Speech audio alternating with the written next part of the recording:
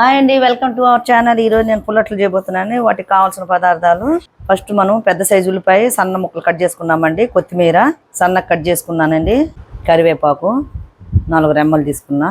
మంచి ఆరోగ్యం అండి ఇవి. ఈ కరివేపాకు, ఈ కొత్తిమీర ఇవన్నీ సరే కదా, ఇవి కట్ చేసుకుని సన్న ముక్కలు వేసుకుంటే బాగుంటాయండి. సన్నగా దొరుకున్నాం కదా ఉల్లిపాయ ముక్కలు వేసుకుందామండి.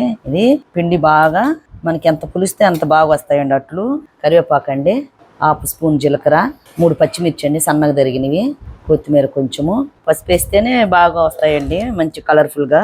కొంచెం బేకింగ్ సోడా అండి, దోశలు బాగా స్పాంజీ లాగా రావడానికి. ఇంతేనండి. ఇంక మనం బాగా కలుపుకొని అట్లు వేసుకోవడమేనండి.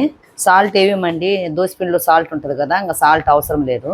క్యారెట్ తురుము కూడా వేసుకుందామండి. క్యారెట్లో విటమిన్ ఏ ఉంటుందండి, పిల్లలకి కళ్ళకి మంచిది. మనం ఇలా హెల్దీ ఫుడ్ చేసి పెట్టామనుకో మంచి ఆరోగ్యం అండి. చూసారా కలర్ఫుల్ గా ఉంది కదండి. ఇప్పుడు మనము ఇంకా దోశ వేసేసుకుందాం.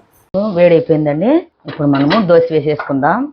ఎప్పుడైనా సరే స్లోగా ఇలా అన్నామనుకో, పెద్ద వేసుకోకూడదండి, కొంచెం మందంగా వేసుకొని ఈ సైజులో వేసుకోవాలి. చూసారా మనము వంట సాడ వేసాము కదా, చూడు ఇలా ఎలా వచ్చినాయి చూడండి బబుల్స్. ఇలా వస్తే దోశ మంచి దూదిలా ఉంటుందండి. ఆయిల్ కూడా తక్కువ పడద్ది.